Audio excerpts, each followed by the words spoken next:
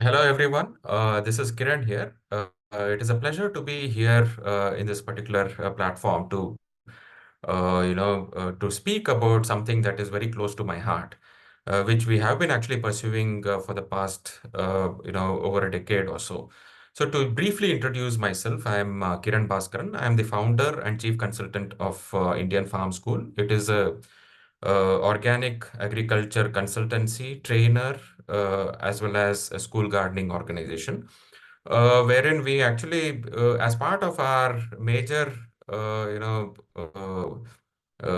policy advocacy for, steering a sustainable way of living and sustainable agriculture, we have been actually initiating these school gardening projects across India, wherein we go to these schools and establish organic vegetable gardens in their premises, and then educate the children as to how to grow these vegetables from the scratch by from starting their own garden in a small limited space with whatever limited resources they have, and how to actually turn it into a very yielding organic garden, which will end up actually providing them, rewarding them on the contrary, with very healthy and nutritious vegetables, right?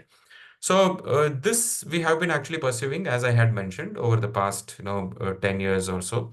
And we have a small team where we go to these schools and educate these children over the whole academic year. So wherein the children will get to know about different ways of methods of actually establishing the garden in whatever space they have, and at the same time how to grow it from the scratch, and then taking care of the plants and everything, how to actually organically control the pests, organically manage the diseases that might actually appear in the in the garden, at the same time harvesting it and sharing it with their friends, right?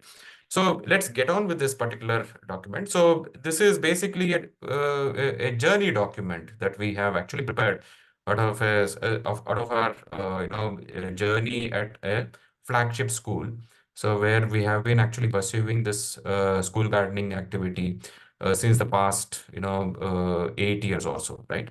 So I'll just read through it, just so that you have a reference point of reference as well. So this is basically a way of actually, teaching the children how to be responsible, and at the same time instigate a sense of what you say, an education of realization, right? Most of the times when we actually teach something, the children actually may not be as receptive, right? But when we are actually doing these activities on the ground, it actually facilitates the whole learning, and each child's learning as a process also will have its own uniqueness associated with it, right?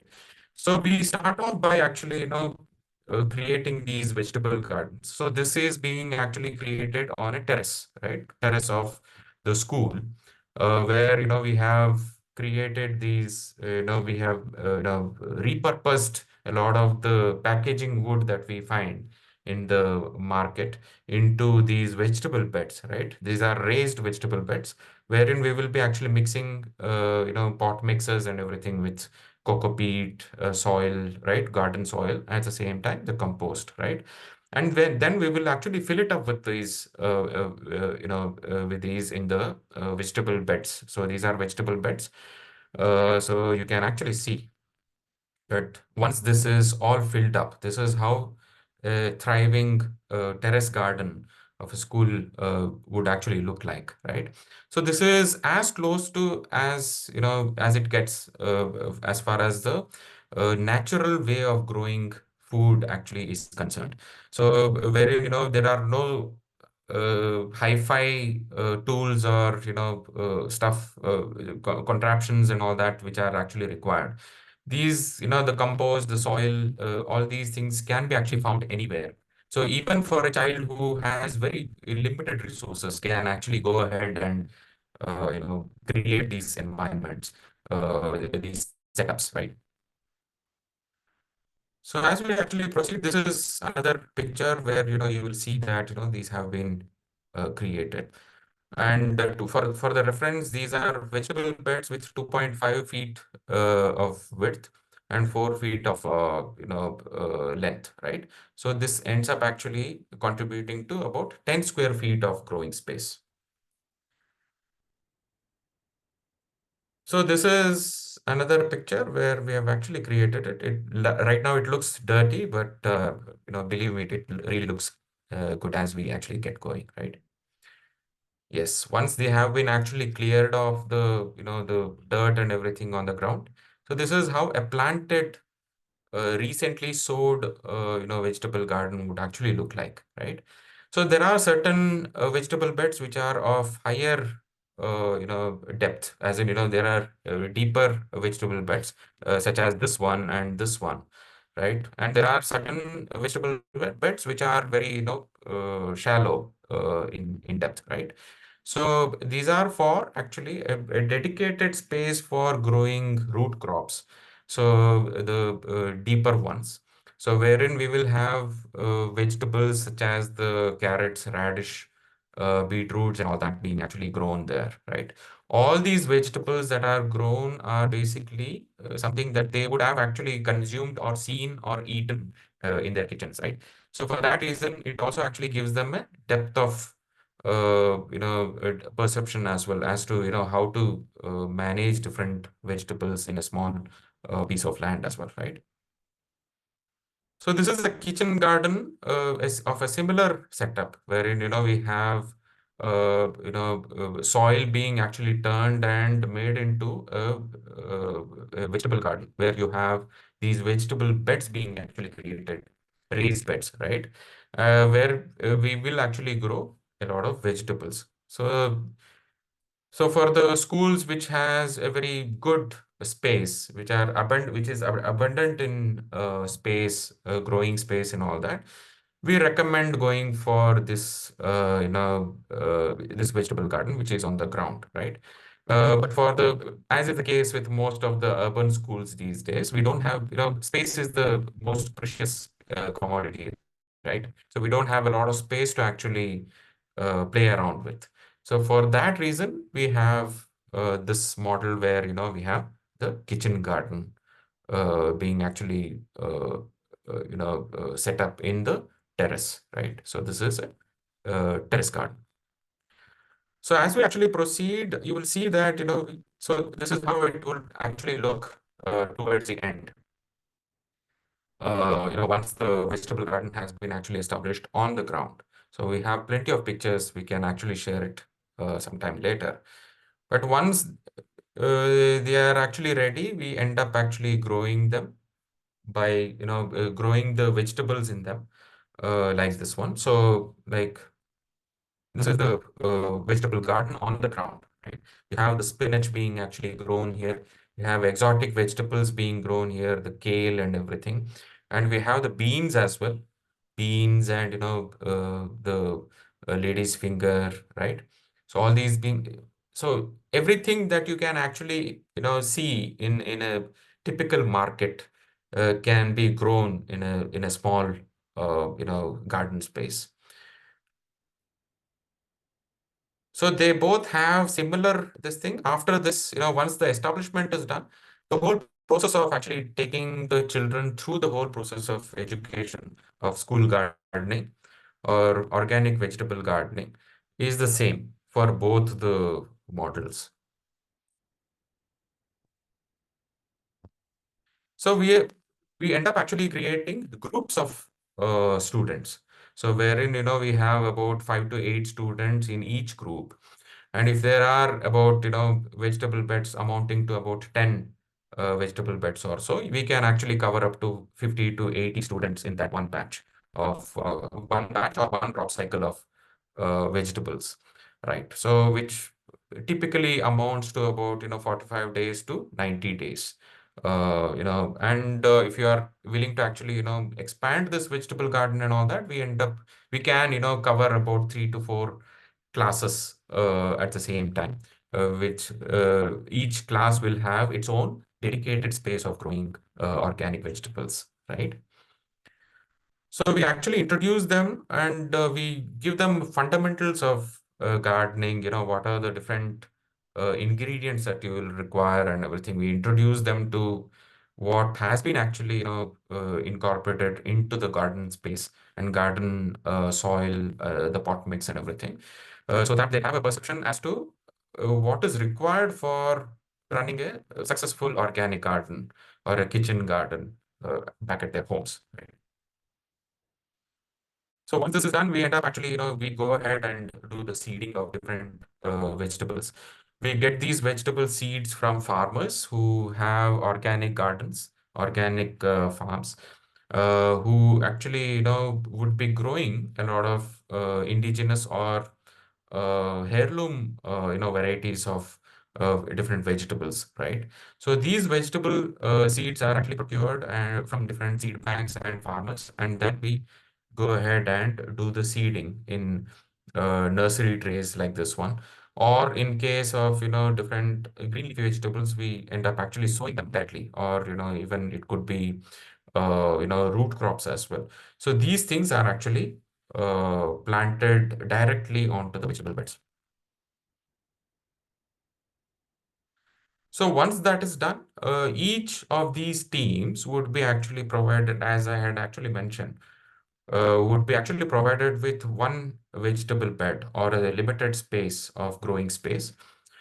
These vegetable beds are taken care by these children. So each team will be responsible and accountable for whatever happens in that particular space, from the seeding to actually managing the pests, pest problem, managing different diseases that might actually occur due to change in the weather conditions and stuff like that, and including the spacing and managing the space and everything. How many can be actually sown and everything, which they would have a prior knowledge through our classes and everything. So we will have one resource person who actually visits this garden on a weekly basis, delivers a class of about 40 minutes to 1.5 hours long, slot of classes sessions. So where they will actually, get a thorough knowledge as to how to do different activities, including the seeding, introducing compost into the soil in the intermediary stage, and how to actually, take care of different pests. And at the same time, we also actually introduce them to sustainability, topics as well, such as managing the garden by saving water, and at the same time, how to actually how organic garden can actually contribute to sustainability in the ecosystem. How we can actually, we don't have to destroy the nature or the ecosystem in order to grow our food, right? So these things we actually end up introducing them, right? So through different curriculums that we have, I forgot to mention, we actually have a very ready-made, we are pioneers in a way who have actually, come up with curriculum, dedicated curriculum where, we introduce children to different topics over the whole academic year. And these children are, educated by the end of the year to have their own garden back at their homes, or how to actually take care of it, how to grow these vegetables successfully, after having actually faced different challenges, in their school garden, right? So they are, by the end of the whole year, they are confident enough to actually pursue organic garden in their own limited capacity back at their homes as well. Seeds are being introduced by the students. So yes, once the seedlings actually pop out, so we have the children actually being introduced to weeding process and thinning process. Thinning process is where you have, you know sometimes you have a lot of seedlings actually germinate very close to each other. So that way it will actually limit the growth of these seedlings, right, into very thriving healthy plants. so which can actually yield us, right? So there's a stipulated spacing that is required for each of these vegetables between different plants, right? So for that reason, we end up actually thinning. We put the seedlings in between to actually manage the spacing and everything. So the best part about this whole process is that they have hands-on experience of actually and undertaking these measures in a typical setup, and how to actually manage this particular uh, you know uh, you know or any challenge for that matter that might actually arise, right? Sometimes there's excess water due to because children are too excited. So when we ask them to actually do a little bit of watering every day, so they might actually, overwater sometimes, which is also bad for the plants. So through the feedback mechanism from the nature itself, we also get to know that, obviously, if there are any, if there is too much of watering that is involved, there's a good chance that the plants might actually develop a condition called chlorosis, where the plants will become weak. They'll turn yellow, and they might actually be stunted in terms of the growth and everything, right? So this is a feedback mechanism being actually streamlined through the nature itself, wherein children will have a sense of consequences, right? Consequence based education, where if you're not adhering to discipline and whatever measures, there's a there's a feedback where you lose the crop as well, right? And how to actually correct it, how to rectify it is also actually taught to them through experience, and that way they actually pick up these lessons very quickly. So as I mentioned, one of our actually resources visits the school and delivers these garden, and these are professional gardeners who actually end up educating the children. And they're also excellent with teaching abilities. They're excellent with the kids. So vegetable garden, once it starts flourishing, right, this is how it ends up actually looking. So most of our vegetables that are grown in the garden are all of indigenous nature, which most of us would not have actually consumed in a typical urban setup. So the children actually get to experience different vegetables, which they might not have actually tasted before. And sometimes, when we actually, teach them how to grow these vegetables, right? A lot of, the children, as is the case with children, right? So children may not like a lot of vegetables, right? So they also actually will, develop this affinity towards these vegetables, which normally they end up actually wasting in a dish, unfortunately. So they will actually develop this particular affinity, and they will consume it by experiencing the whole process of actually, growing these vegetables, and covering that journey with the plants.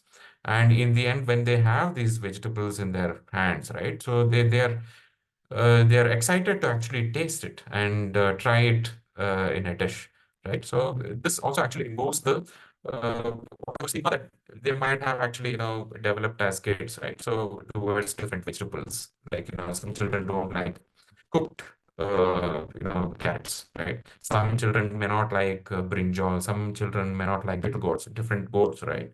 So when they actually grow these vegetables, that's when they develop this affinity, and they are also actually motivated to consume responsibly without wasting it.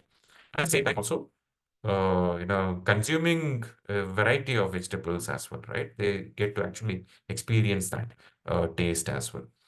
So, de-weeding is done on a regular basis by the children, and this is how a typical same vegetable garden actually looks like. So we have about over 12 different vegetables being actually grown in this particular space.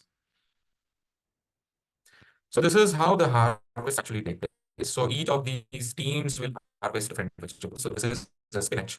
You can check out the bountiful harvest from one of the vegetable beds. And these vegetable harvests are actually spanned over a couple of weeks or 3 weeks or something like that. So every week you have some or the other vegetable that is actually being harvested from the garden. And this is the, so you can see the spinach leaves. This is the spinach leaf here, right? So it's quite broad. And that is all, being actually taken care by the children, grown by the children, watered by the children, taken care by the children, right? So it's all very bountiful at the end of the day. And they're too excited to actually harvest it as well, as is the case, right? So these are, methi or fenugreek plants being actually harvested here. So along with the green leafy vegetables, we also actually grow a lot of vegetables such as the cabbages, the cauliflowers, right?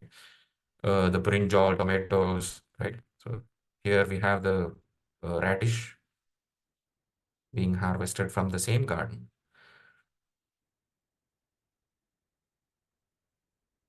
So typical vegetable basket, how, in a week, how diverse it gets, right? So we have dill leaves here. We have red amaranth being harvested. We have the, beans, brinjals, the, kohlrabi or nol kohl as it is said. All these vegetables actually are harvested. And just to actually give you a small perspective, these vegetables are being grown by these little children who have very limited knowledge about these things prior to that particular point in time, right? So if they can actually grow it, right? So that basically means that, we have every each one of us as adults also can actually grow it if we can, we have the motive to actually, pursue it as well, right? So that's the best part. So we have the kohlrabi or the nol kohl being actually harvested here. A child is actually, showcasing it. Another basket here. So we have the cauliflowers and everything. These are all from the same batch. So I'm just, showcasing the vegetables that are grown in the same batch, right? So we have green leafy vegetables, a balance of green leaf vegetables, as well as the, different vegetables that we regularly consume, right? Which most of these children, prior to this particular experience would not try actually consuming it, but now they're all actually excited to actually consume it. So once this is done, we have what we call the potluck that we do. So where the children actually take home these vegetables, have them actually prepared as a dish or something like that, and they actually bring it back the next day, the following day, and share it during the lunchtime with their friends, right? So that way, the whole cycle from sowing and preparing the garden and, sowing the seeds and taking care of the vegetables and everything. And at the same time, going through all the challenges. Sometimes you have torrential rains that will ruin the garden, all the seedlings are destroyed and everything. And we have to start over again sometimes, right? So all these things actually they get to experience it. And once they have actually harvested, there's a lesson of giving back to the society, that is actually to the community or to the group that they have been actually part of, right? That is also actually conveyed at the end of the day. So these vegetables, as you can actually see, were all actually grown in this particular garden, and these vegetables are actually are prepared as a dish, with them being the hero ingredient. Like for example, if we have dill leaves being actually harvested, we can actually make excellent dal vadas out of it, right? So the children actually go back and they prepare the dal vadas and bring it back, and they get to experience the flavor of it, right? They get to taste it, and that's the best part of it. So once that is done, we start over again. There's another crop cycle where we actually typically in a given year we have at least about 3 to 4 harvest cycles, crop cycles, where we have vegetables actually being harvested every week throughout the year. So that's the best part, right? So once that is done, children also actually showcase the fact that children sometimes, once they have actually harvested these vegetables, they also actually donate it to orphanages. So they all come up with these, ideas to actually donate it to the orphanages or old age homes and stuff like that. the fruits of their labor throughout this particular crop cycle, and they actually get to experience that feeling of experiencing giving back to the society, right? Social service. So that way, there's a message that is actually carried home as well. So I can actually show more pictures, but since we are very down to the this thing, so if there is time, I can show some more pictures. Uh, Mr. Kiran, then there will be less room for the questions, sir. If we can move yes, on to the please. Q&A session, please. Ye- Thank you. Sure. Yeah. If you are done with the PPT, then you can stop sharing. Yes, thank you. So the first Yes. question, Mr. Kiran, is how does Indian Farm School teach sustainability? You have explained from mixing the soil, from sowing till Correct. harvesting, and making a potluck also. So can you talk about the sustainability which you teach the children? Correct. See, basically, what happens is the what we actually focus on is basically a education of realization, right? Sometimes when we actually have excess rains, that's when we actually end up realizing also that most of these crops are actually destroyed and everything, right? So we get to see these news in the in our news portals and everything, right? So that ends up actually clinching the fact, that ends up teaching the children that what happens when you mess with the nature as well, right? So there is, unseasonal rains that are actually happening across the season, across the year, and that ends up actually, showcasing the fact that we need to actually treat it with respect and make sure that if we can actually curtail our measures, or our activities of actually ruining the nature, that can actually go a long way. That's one. The second thing is the children also actually, by the end of the whole thing, also don't just the education does not stop there, right? So once they have experienced this particular this thing, so I'll just narrate it with a small example. So I had visited one of our initial projects, one of the projects that we had actually we had done in the beginning, and the children were really excited to actually see us and everything. So this was about 4 or 5 years down the line, from our first project. And the children were excited, and I just asked them as to what did you learn out of the organic garden and everything, and organic gardening as an activity, right? So children actually went ahead, and each of these children actually came up with different answers, like for example, this ends up actually addressing the climate change, because we are not using chemicals. At the same time, we are all actually sequestering a lot of organic carbon into the soil, right? At the same time, they also actually spoke about greenhouse effect. They also spoke about the saving water, right? So how we can actually save water by growing something that is indigenous to that particular place, right? So these things actually were not taught as part of the curriculum. So what they had done was, they had actually, obviously we had actually taught them about how to grow these vegetables and everything, but later on they had journeyed around this particular concept, and they had actually explored as to how organic gardening can actually help the nature, right? Because everybody has internet today. They actually go on, evolving as, as students, by actually researching about different topics and everything.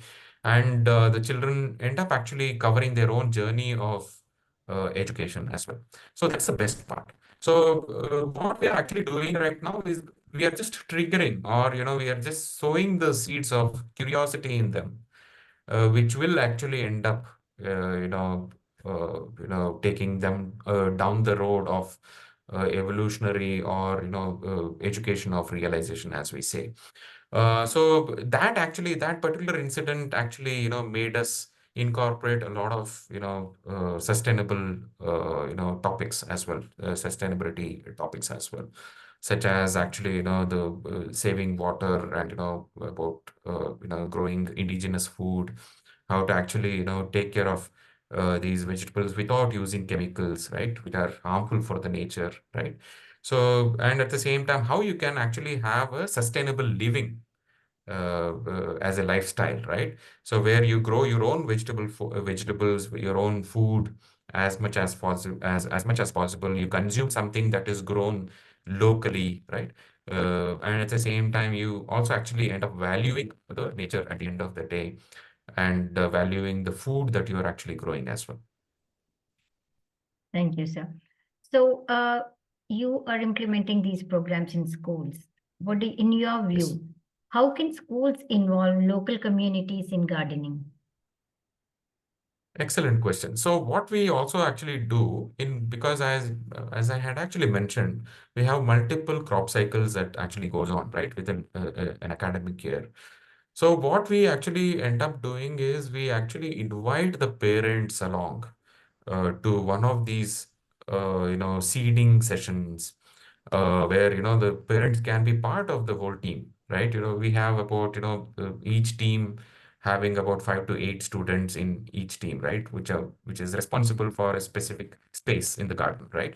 So the parents also actually tag along with their children during one of the days, and they roll up their sleeves and get their hands dirty, and they actually mix the compost, create the whole garden, the vegetable garden and everything at the end of the day. And they also actually do the seeding. So that way, there's a community being actually involved. Their homes are actually getting educated as well. So along with the children, the best part about the children is that once they have actually experienced something very exciting, right? They actually go back to their friends, they go back to their family, and their relatives and everything, their cousins, right? And they talk about it. They go on talking about it as to Right. how it was so fruitful and everything. And as an experience, this ends up actually taking home the message that the children can also be educators in the society, where they get to actually interact with the society with no greed or anything in their mind, as we are actually as adults, we are all corrupt by our our motivations, right? But that's not the case with children. Children actually do these activities for the sake of joy, for the sake of having a great time, right? So that's what is unfortunately lacking in our society as well. So when we actually involve these parents, when we involve the adults as well, so sometimes we also actually invite the teachers to actually be part of the gardening activity. So sometimes we also actually invite the farmers to actually address the children as well, wherein during our potluck activity, at the end of the harvest and everything, we invite the parents, we invite the farmers, the local community, the heads of local community and everything, the government servants and all that. So they actually come, and they are too happy to actually see this, and they also take home the message of sustainability and growing food and respecting food, and also actually having a great life, right? Yeah. So nicely explained, sir. So it's a beautiful concept, but you must be facing some challenges. So what challenges does Indian Farm School face while implementing this program in the schools? See, I don't, I don't want to actually, delve too deep into the challenges that we were actually facing in the beginning. But yeah, there's a increased sense of awareness that has actually, creeped into our society post the pandemic, right? Pandemic actually, was a great leveler in terms of our concepts and our perspective towards nature, and how things were actually, things were very, daunting, right? Which we used to actually take things for granted, right? So nature was not treated with respect. So post the pandemic, we also realized that there's something that we need to actually change in terms of our outlook towards the nature environment, and that's how we ended up actually correcting our measures as well, right? So there is an increased awareness. So the best part about this particular whole this thing is that it actually motivated us to take measures take initiatives to actually, make our lives better, which is good for our children as well. At the same time, let's not forget that the children today are going to be the parents of tomorrow, right? So parents as adults, so they will actually instigate similar value systems in their in their children, right? And this education of responsibility can actually travel across generation once it develops as a hobby, right? So I'm not saying that all children are going to be excellent as farmers, or they will all grow vegetables in their homes or something like that.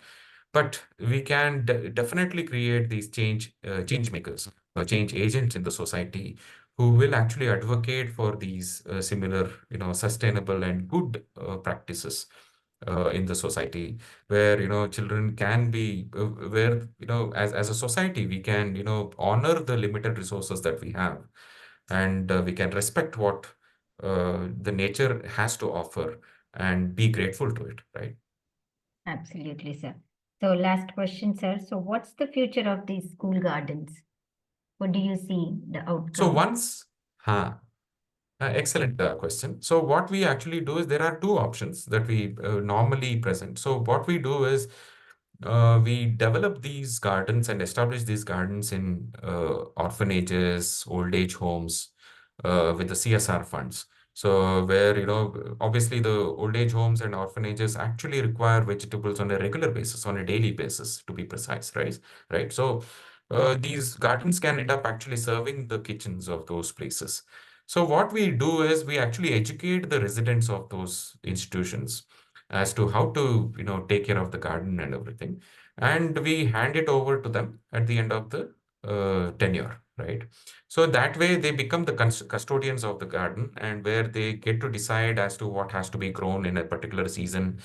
Like, for example, we have the winter season that is actually going on, right? So this is an excellent time for winter crops, such as the peanuts, not Movie. peanuts, I'm sorry, the green peas, sorry, green peas, the cabbages, the cauliflowers, right? So, and at the same time, exotic vegetables such as the kale and, the, what do you say, the leek, right?